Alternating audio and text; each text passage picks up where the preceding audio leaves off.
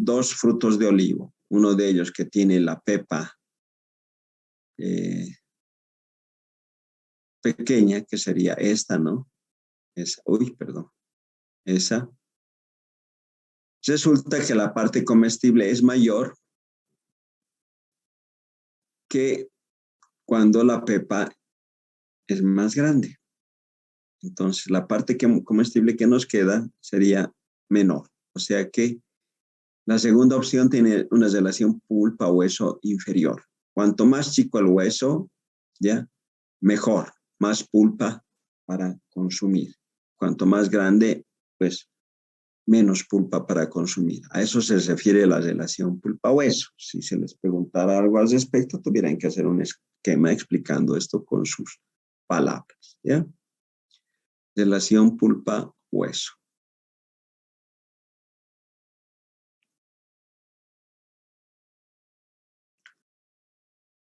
Bueno, también tamaño. Esto ya es para otra cosa, ¿ya? Pero lo vamos a continuar. Tamaño, entonces, relación pulpa-hueso, ya está. Y venimos otra vez acá. Y estamos con la facilidad de desprendimiento del hueso. Resulta que se elaboran aceitunas sin pepa para ya no tener que comprar pepa más y cuesta un poco más cara que la con pepa, obviamente, porque el despepado tiene su costo. Hay también aceitunas sin pepa, pero con relleno, que algo en lugar de la pepa se les rellena algo. Entonces, hay la necesidad de sacarle la pepa, ya sea para venderla sin pepa o para colocarle un relleno. Entonces, pues industrialmente es importante que haya cierta facilidad del desprendimiento del hueso que facilite la operación de deshuesado. En los videos se ve cómo hay deshuesadoras para la aceituna, ¿no? Entonces, si es una variedad que no se deja desprender su hueso bien, o sea, su pepa, pues va a tender a destrozarse la aceituna. Y una aceituna destrozada, envasada, pues le quita valor. El cliente que ve una aceituna, uy, esa creo que está echando a perder, mejor compro la que no tiene, la que está intacta, que no tiene ninguna aceituna partida o deshaciéndose. Así es la mentalidad del comprador y está en su derecho porque finalmente él es el que pone la plata para ese producto que lo está consumiendo, ¿no? Pero alguien dirá, pero bueno, si no vamos a venderlo deshuesado y tampoco vamos a ponerles relleno, no importa, pues que no se puede vender bien el hueso. Sí importa, porque uno lo lleva a la boca, pues, y lo que quiere es que ese hueso se desprenda lo más rápido posible de la parte que uno quiere ingerir, o sea, comer, para no estar dándole vueltas en la boca a ver a qué rato le termino de desprender la pulpa a ese hueso, a esa pulpa. O sea que también para el consumo, como es la pepa, es importante la facilidad de desprendimiento del hueso de la aceituna.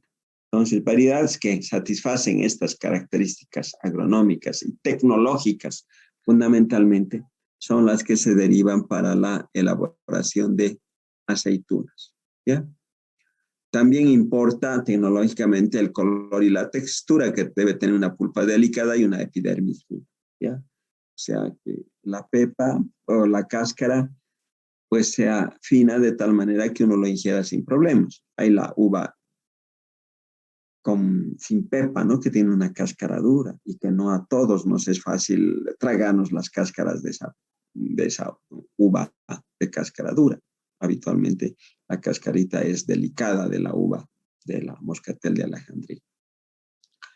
Bien, entonces también es importante una epidermis delicada y fina.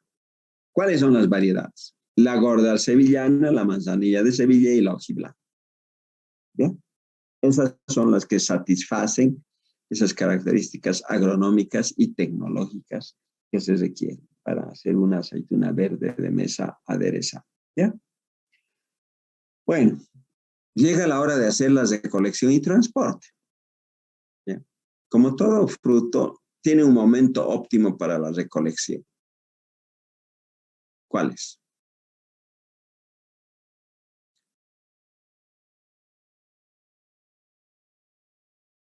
Ya, el momento óptimo. Cuando adquiere su mayor tamaño, cuando ya están lo más grande posible. Y su coloración es verde, amarillo, paja. Ese es el color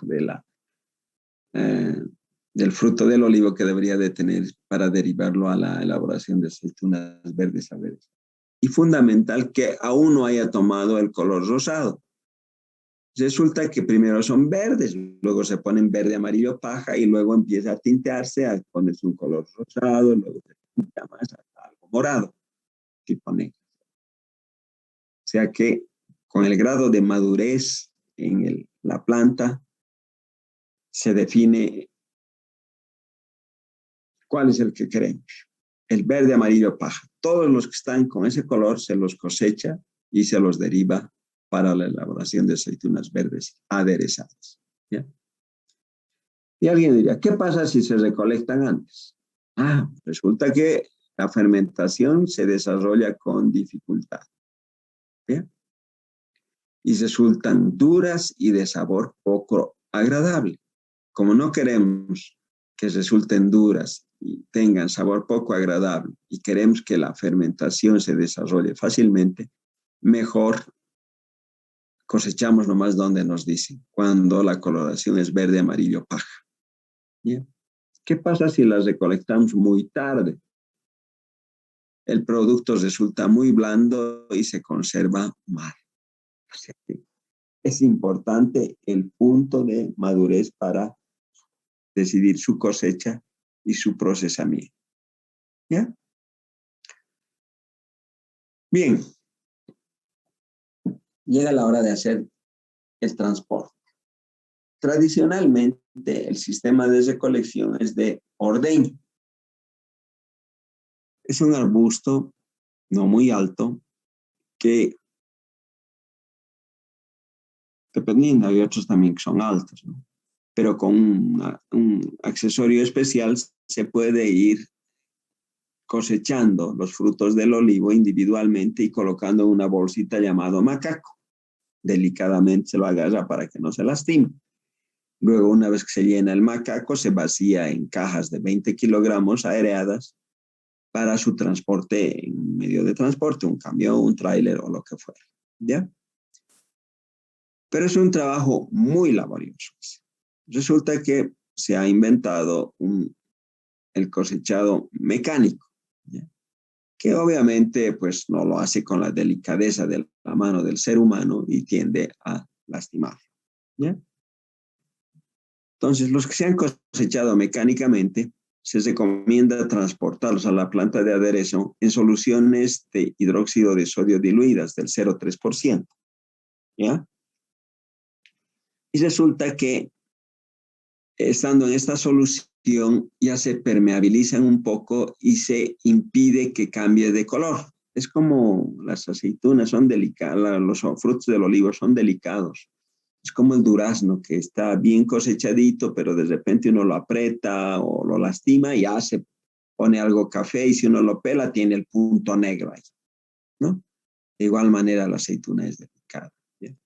Pero el transportarlo en una solución de hidróxido de sodio, luego del transporte diluido del 0,3%, luego de la cosecha mecánica, hace que no aparezcan estos defectos. ¿Ya? Pero máximo se lo puede tener entre 5 a 8 horas, no más tiempo. ¿Ya? Luego de eso se debe sacar de la salmuera porque si no también hay problemas. Una vez que llega a la planta de aderezo, pues está lista para ser sometido al proceso de elaboración. O sea que a lo que sería el cocido, lavado y colocación en salmuera. Cuando los frutos del olivo han sido cosechados manualmente, ¿ya? Estas se ponen en las cajas, llegan a la planta de aderezo. Estas todavía deben ser almacenadas por 1 o 2 días para que ablande su cascarita, que es durita. ¿Ya? O sea, estacionar se llama, es el proceso de estacionado. de tal manera que la cascarita se permeabiliza un poco y cuando se coloque en soluciones de hidróxido de sodio diluidas del 2 al 3,5%, ya va a dejar la cascarita penetrar al hidróxido de sodio dentro del fruto de tal manera que ejerza su acción de quitarle el amargor, ¿ya? En cambio, cuando ya hemos hecho el transporte de una solución de hidróxido de sodio diluido del 0,3%, llega a la planta, no es necesario ya hacer estacionar. Ya este trabajo de permeabilización ya ha sido realizada por esa solución de hidróxido de sodio diluido del 0,3%. Son cosas que no están en los resúmenes bibliográficos, está en la bibliografía y yo les estoy comentando, ¿ya? Espero que estén escuchando y retengan un poco de la información. Entonces, vemos de que sometemos a un proceso de cocido. La bibliografía reporta estas opciones dependiendo de la variedad, ¿ya? Para las principales variedades de mesa, manzanilla de Sevilla, gordal sevillana y la hojiblanca. Vean que la temperatura es diferente para cada uno de ellos. Estudios que se han realizado han arrojado esta tabla donde han visto que la mejor temperatura para hacer el proceso de cocido para la manzanilla de Sevilla es 20 grados centígrados, gordal sevillana 25, hojiblanca 15. Y que la concentración de lejía igual, 2,5% para manzanilla, 2% gordal sevillana y hojiblanca 3,8%. ¿no? La duración del cocido, 6 a 7 horas, 9 a 11, 6 a 8. Y de los lavados, primer lavado, 2 a 3 horas, segundo lavado, 12 a 16. ¿ya? Entonces, como ven, para cada variedad hay que hacer la investigación y ver cuáles son los parámetros de temperatura, concentración, tiempo de duración del cocido, así como de los lavados del primer y segundo lavado. ¿Pero qué es el cocido? ¿Para qué se realiza? Me está pidiendo energía. Un minuto.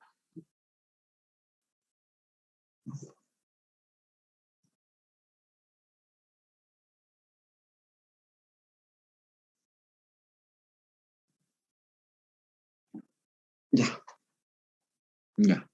¿En qué consiste el cocido? Ahí dice claramente. Tratamiento con una solución diluida de hidróxido de sodio. ¿Qué concentraciones ahí están? 2,5, 2, 3,8% dependiendo de la variedad. ¿Ya? Se denomina cocido, que nada tiene que ver con hacer cocer, por si acaso, jóvenes, con meter a calentamiento con fuego, nada que ver, solo es una denominación de cocido, que es colocar en una solución diluida de hidróxido de sodio. ¿Ya? Es la operación fundamental en el proceso de aderezo. Y ahí dice, siendo su principal objetivo, hidrólisis del glucósido amargo oleuropeína. Ese glucósido está presente en el olivo que le da el amargor, ¿ya? Haciendo que la oleuropina hidrólice, uno logra quitarle su amargor, ¿no? Entonces, la oleuropeína es la responsable del característico amargor de este fruto, ¿ya? Entonces, el cocido nos va a permitir quitarle el amargor, ¿ya? A través de la hidrólisis del glucósido amargo oleuropeína. Además, la solución diluida de hidróxido de sodio ejerce una acción muy compleja sobre los compuestos del fruto del olivo que posibilita que al colocar las aceitunas, que ella le llama aceituna, para mí aceituna sería el producto terminado, pero así es la bibliografía. ¿no? O sea, yo diría que al colocar el fruto del olivo en salmuera, esta se convierte en un adecuado medio de cultivo. O sea, tiene dos objetivos. Uno, para quitarle el amargor, provocando la hidrólisis del glucósido amargo oleuropeína, y la otra es ejercer una acción compleja sobre los compuestos de la aceituna de tal manera que los prepara para una adecuada fermentación láctea. Como ven, lo he expresado en mis propias palabras. ¿Ya? Ya.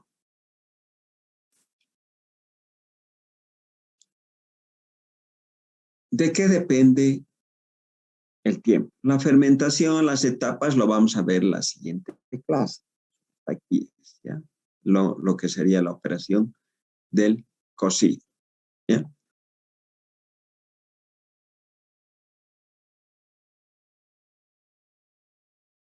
¿En qué consiste la operación del cocido? Acá, por acá tengo otro. Voy a quitar esto de acá. Vamos a buscar por aquí algo. Era esto.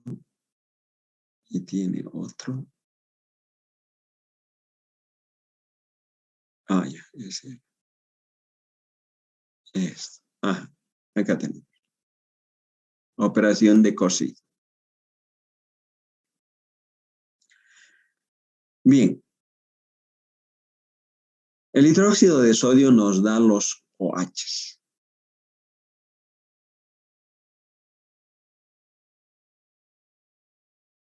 Vamos con este color, ¿ya? Resulta que, como ya está permeabilizada la cascarita del olivo o de la aceituna, si ustedes gustan, el OH que viene del hidróxido de sodio empieza a penetrar. Y vean cómo acá nos está diciendo que al cabo de 2 horas ha habido este grado de penetración. Hasta ahí. Y que al cabo de 6 a 7 horas, o sea, de más tiempo, vean el grado de penetración y es hasta ahí, más cerca hacia la P. Y nos dicen que ese sería el tiempo suficiente. Resulta que la penetración se recomienda que sea de 2/3 a 3/4. Por eso tenemos aquí, miren, 2/3 sería esto. Cerca falta 1/3 para llegar a la PEP. Y 3/4 falta 1/4 parte para llegar a la PEP. Hasta ahí nomás debe ser el grado de penetración del OH. Porque la oleuropeína está en todas partes. O sea que a medida que los OHs van encontrando la oleuropeína, lo va hidrolizando y quitándole el amargor. ¿Ya? Entonces, debemos lograr que haya un grado de penetración de 2/3 a 3/4. ¿Y cómo se controla esto? ¿Cómo saber cuando se investiga cuándo ya hemos llegado a los 2/3 o 3/4? Se hace uso del indicador fenolftalena que en medios alcalinos tiene un color rosado y en medios no alcalinos es incoloro, ¿no? En química analítica han debido usar la fenolftalena como indicador en un proceso de neutralización. Aquí no es que vamos a ver el color rosado. ¿Qué se hace? Al cabo de 2 horas sacamos una muestra, una aceituna, y le hacemos un corte al ras de la pepa, longitudinal.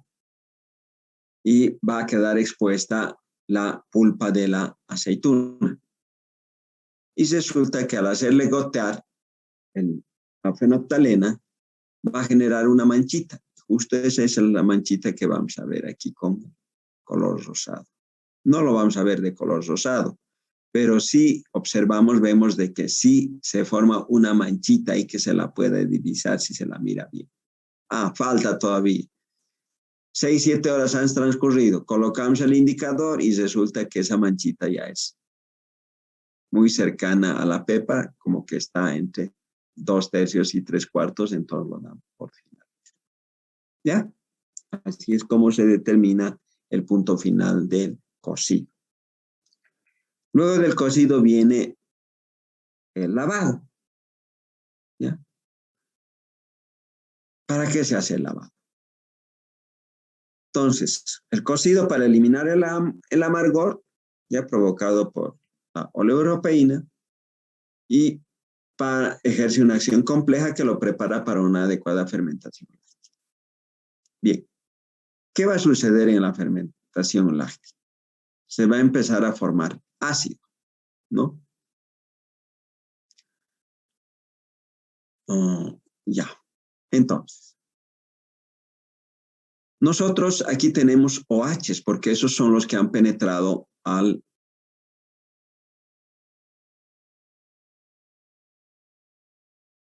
aceituna, negativos. Fruto de la fermentación láctica vamos a tener la formación de H positivos, ácidos. ¿Sí? Y resulta que, fruto de esto, vamos a tener la formación de agua, H2O. Porque un OH más H nos da un H2O. Agua, que es neutra. O sea que si mientras yo tenga OHs en la aceituna y se estén formando Hs, estos van a ser neutralizados por los OHs y voy a tener agua y nunca va a poder bajar el pH. O sea que antes de que se dé la fermentación, la formación de H positivos, nosotros debemos eliminar la mayor cantidad posible de OHs, de tal manera que haya muy poco o casi nada y que los H positivos pues consuman lo poco que ha quedado y luego acidifiquen nada más el medio, haciendo que el pH vaya abajo.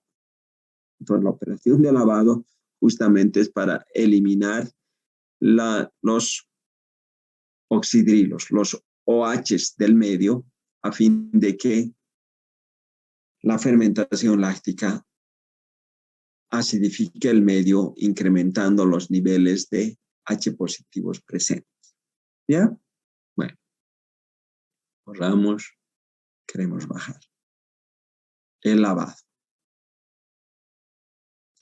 ¿Cómo se controla el lavado? ¿Qué va a pasar durante el lavado?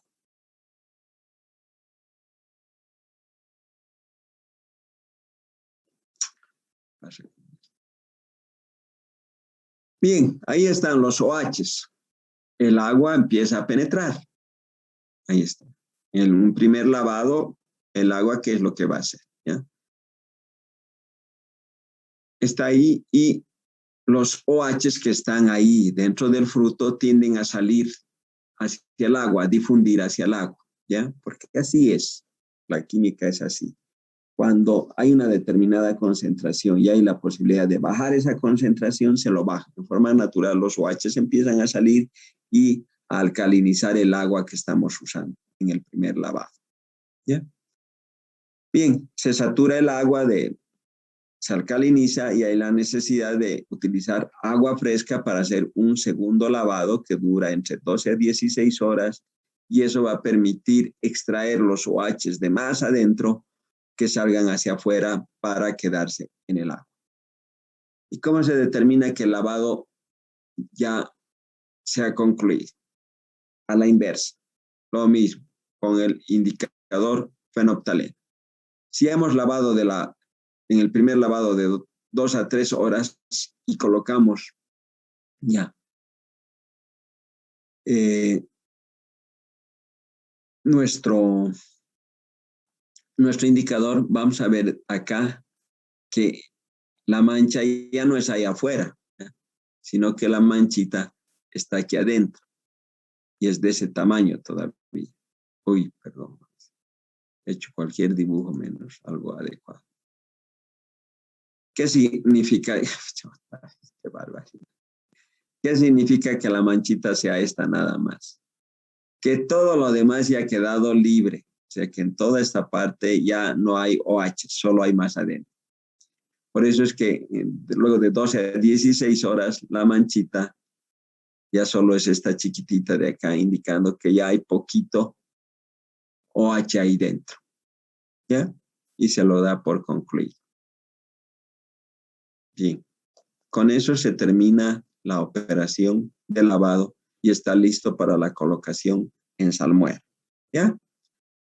Entonces, con eso hemos terminado la parte teórica de esta parte. La siguiente, vamos a continuar con fermentación. Hacemos la pausa de 15 minutitos, por favor. 3 y 5, yo voy a volver y en 25 minutos vamos a describir lo que